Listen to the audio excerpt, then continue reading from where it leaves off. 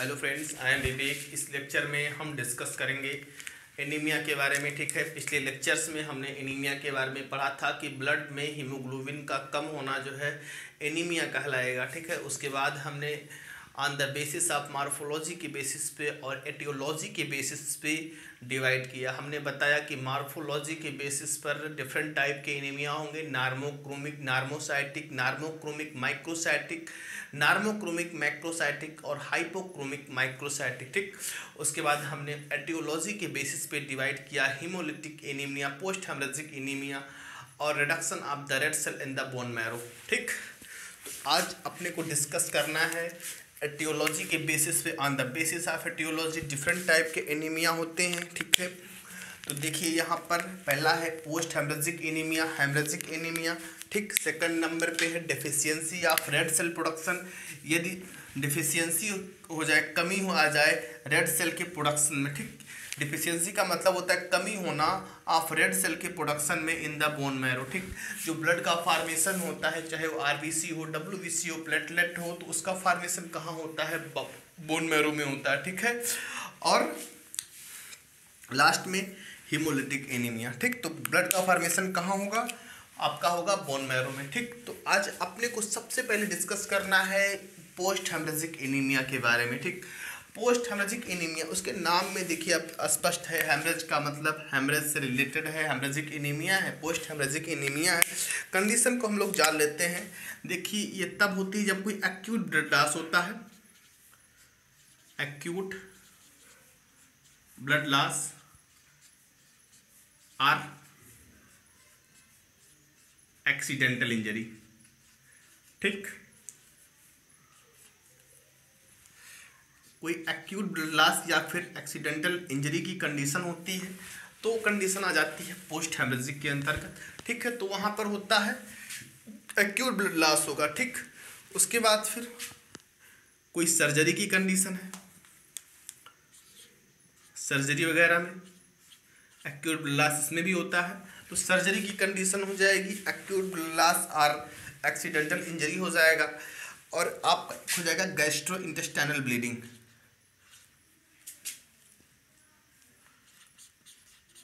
Gastro intestinal bleeding.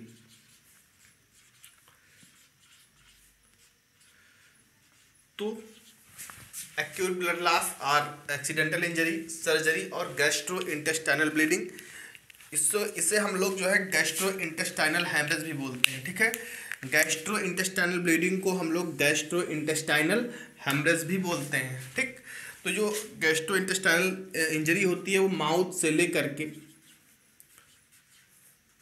Rectum तक injury हो सकती है। ठीक, तो इससे हम बोलेंगे एक कई फॉर्म की इंजरी हो सकती है गैस्ट्रो इंटेस्टाइनल में। माउथ से जो एनस का पार्ट होता है इसके अंतर्गत आती है गैस्ट्रो इंटेस्टाइनल इंजरी। ठीक, तो acute blood loss, accidental injury, surgery, gastro intestinal bleeding post haemorrhage के अंतर्गत आएगी, पोस्ट हेमरेजिक एनीमिया के अंतर्गत।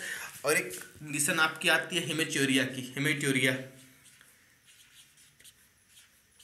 अब बात आती है हेमेट्यूरिया क्या होता है। तो जो हेमेट्यूरिया होता है, हेमेट्यूरिया का मतलब होता है blood in urine, blood in urine, urine में ब्लड का आना। ठीक, तो यूरिन में ब्लड का आना, उससे हम बोलेंगे हेमेट्यूरिया। तो ये कंडीशन होती है अमूमन सिकल सेल एनीमिया,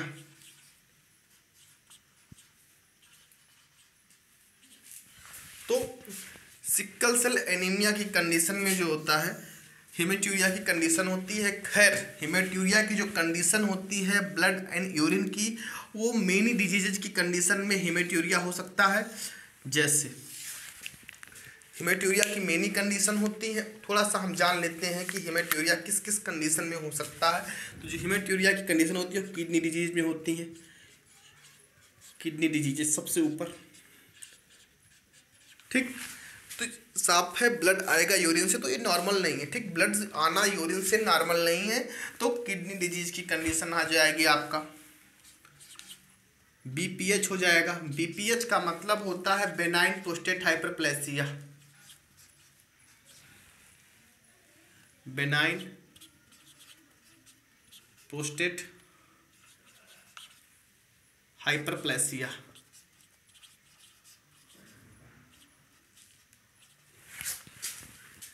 तो बेनाइन प्रोस्टेट हाइपरप्लेसिया की कंडीशन हो जाएगी। उसके बाद आपकी एक कंडीशन हो जाएगी, किडनी स्टोन वगैरह में भी आ सकता है, kidney stone, acute kidney injury, acute kidney injury,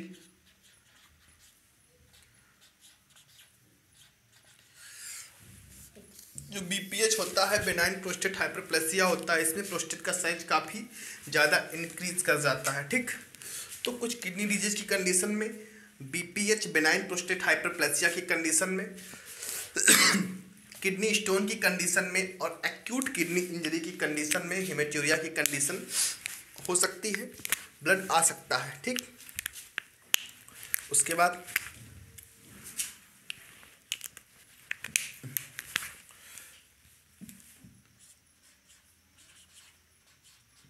chronic blood loss due to hookworm. तो ये जो हुकवर्म होता है ये एक पैरासाइट होता है। ठीक, क्या होता है? एक पैरासाइट होता है। ठीक, हुकवर्म जो होता है ये पैरासाइट होता है, ये इंटेस्टाइनल इन्फेक्शन को काज करेगा। ठीक, हुकवर्म क्या करेगा? हुकवर्म काज करेगा इंटेस्टाइनल इन्फेक्शन को। ठीक, और ये हुकवर्म जो होता है ये पैरासाइट होता है। ठीक, तो ये कंडीशन हो गई on the basis of aetiology की बेसिस पे, एक्यूट ब्लड लॉस और एक्सीडेंटल इंजरी। सर्जरी की कंडीशन में गैस्ट्रोइंटेस्टाइनल ब्लीडिंग, इसके अंतर्गत इसे हम लोग जो है गैस्ट्रोइंटेस्टाइनल हैमरेज भी बोलते हैं। माउथ से जो रेक्टम तक का जो पार्ट होता है इसके अंतर्गत आता है। हेमेटूरिया की कंडीशन हो सकती है जिसमें ब्लड में यूरिन आए। ठीक, तो जो नॉर्मली क्या होता है, सिकल सेल एनीमिया की कंडीशन में ऐसा हो सकता है जब ब्लड से यूरिन, लेकिन उसकी मेजर काज होते हैं, मेजर हेमेटूरिया के जो होते हैं कई कारण होते हैं जिसकी वजह से हेमेटूरिया मतलब कि यूरिन में ब्लड आए। ठीक, तो यूरिन में जो है ब्लड का आना नॉर्मल नहीं है, मेनली किडनी डिजीज की कंडीशन में, बीपीएच की कंडीशन में, और एक कंडीशन आपकी हो जाएगी किडनी कैंसर। ठीक, कैंसर की कंडीशन में भी। ठीक, तो किडनी डिजीज में, बीपीएच में, बेनाइन प्रोस्टेट हाइपरप्लेसिया में, कैंसर में, किडनी स्टोन में, एक्यूट किडनी इंजरी, इन सब कंडीशन में जो है हेमेटूरिया की कंडीशन बनती है। ठीक, तो ये पोस्ट हेमरेजिक खत्म होता है, इतना याद रखिए आप लोग। और एक होता है प्रोलॉन्ग्ड एक्सेसिव वेजाइनल ब्लीडिंग। ठीक, प्रोलॉन्ग्ड एक्सेसिव वेजाइनल ब्लीडिंग वो भी आ जाएगा। तो एक्यूट ब्लड लॉस और accidental injury, surgery, gastrointestinal bleeding, haematuria और chronic blood loss of hookworm. और एक हो जाएगा आपका प्रोलॉन्ग्ड एक्सेसिव वेजाइनल ब्लीडिंग। उसके बाद अपने को डिस्कस करना है deficient red cell production in bone marrow. देखिए, यदि रेड सेल का प्रोडक्शन बोन मैरो से कम हो जाए, ठीक, रेड सेल का प्रोडक्शन, तो देखो वो किसी बीमारी की कंडीशन में हो सकती है, कुछ विटामिन की कंडीशन में हो सकती है। ठीक, तो अब हम लोग जान लेते हैं कुछ न्यूट्रिएंट के आधार पे कुछ जो डिफिशियंसी होती है, पहले उसको जान लेते हैं। ठीक, डिफिशियंसी ऑफ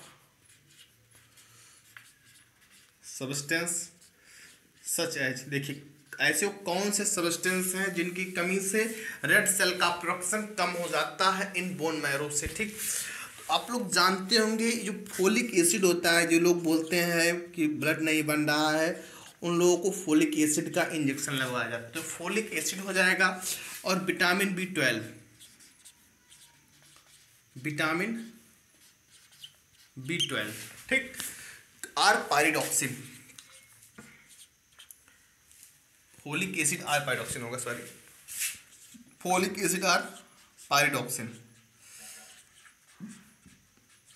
तो क्या होता है, जो डिफिशियंसी जो चाहे वो फोलिक एसिड हो या पायरोक्सिन पायरोक्सिन हो या विटामिन B12 हो, जब किसी को रेड सेल का जब प्रोडक्शन कम होता है डिफिशियंसी की वजह से, तो उसको जो क्या किया जाता है, फोलिक एसिड और विटामिन B12 का इंजेक्शन जो है आप लोग सुनते होंगे वो लगाया जाता है। तो फोलिक एसिड और पायरोक्सिन का इंजेक्शन और विटामिन B12, ठीक, दोनों कंपोजिशन में भी होता है, फोलिक एसिड और विटामिन B12 का इंजेक्शन। ठीक, देखो ये कंडीशन हो गई इसकी। न्यूट्रिएंट के आधार पर deficiency of red cell production in the bone marrow, तो ये हो गई आपका on the basis of vitamin, on the, बोल सकते हैं on the basis of vitamin या न्यूट्रिएंट। ठीक, तो विटामिन B12 और फोलिक एसिड, ठीक, ये जिम्मेदार होते हैं रेड सेल के प्रोडक्शन के लिए। ठीक, उसके बाद कुछ बोन मैरो डिजीजेज में आते हैं। Bone marrow diseases, bone marrow diseases, bone marrow diseases में एक होता है आपका हाइपोप्लेक्सिया,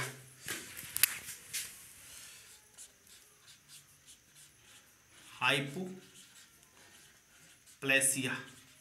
हाइपोप्लेसिया में क्या होता है कि रिडक्शन हो जाता है इन द रेड सेल का, ठीक है, तो रेड सेल का रिडक्शन हो जाएगा, रिडक्शन हो जाएगा रेड सेल का, तो हाइपोप्लेसिया की कंडीशन होती है। ठीक, तो बोन मैरो डिजीजेज में आपका एक हो जाएगा हाइपोप्लेसिया और एक आपका हो जाएगा aplastic anaemia, aplastic anaemia. Aplastic anaemia में ना तो आरबीसी बनेगा, ना डब्ल्यूबीसी बनेगा, ना प्लेटलेट बनेगा। ठीक, तो बनेगा लेकिन कम बनेगा। ठीक, not enough, not enough amount, तो ये अपने इनफ अमाउंट में जो है एप्लास्टिक एनीमिया की कंडीशन में जो है ब्लड सेल का फॉर्मेशन नहीं होगा। जैसे और एनीमिया में क्या होता है कि किसी में आरबीसी, लेकिन इसमें किसी में आरबीसी, किसी में हीमोग्लोबिन, लेकिन प्लास्टिक में क्या होता है, ना आरबीसी, ना डब्ल्यूबीसी, ना प्लेटलेट, किसी का भी जो है इनफ अमाउंट में जो है ब्लड का फॉर्मेशन नहीं, ब्लड सेल का फॉर्मेशन नहीं होगा। ठीक, ये प्लास्टिक एनीमिया में ना आरबीसी का, ना डब्ल्यूबीसी का, ना प्लेटलेट का, किसी का भी इनफ अमाउंट में ब्लड सेल का फॉर्मेशन नहीं होगा, चाहे वो आरबीसी हो, चाहे वो डब्ल्यूबीसी हो, चाहे वो प्लेटलेट हो। ठीक, उसके बाद आपका आता है haemolytic anaemia, haemolytic anaemia. Haemolytic का मतलब होता है, इसका साफ मतलब भी है हीमोलिटिक, टूटना। ठीक, तो destruction of the RBC, destruction of the red blood cell, तो आरबीसी के टूटने को हम लोग बोलते हैं। अब इसमें डिफरेंट टाइप की डिजीज हो जाएंगी आपकी। एक होती है आपकी हेरिडिटरी स्पेरोसाइटोसिस,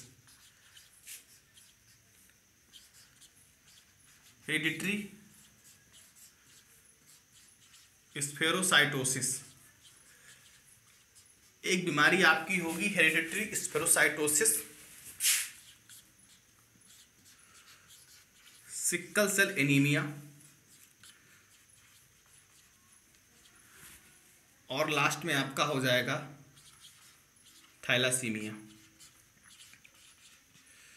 ठीक, तो हेरिडिटरी स्पेरोसाइटोसिस, सिकल सेल एनीमिया और thalassaemia, destruction of the RBC, RBC के टूटने से। ठीक, अब देखिए, अब पहले थोड़ा सा हम लोग बात कर लेते हैं हेरिडिटरी स्पेरोसाइटोसिस की। यहाँ क्या अबनॉर्मेलिटी ऑफ आरबीसी, अबनॉर्मेलिटी होती है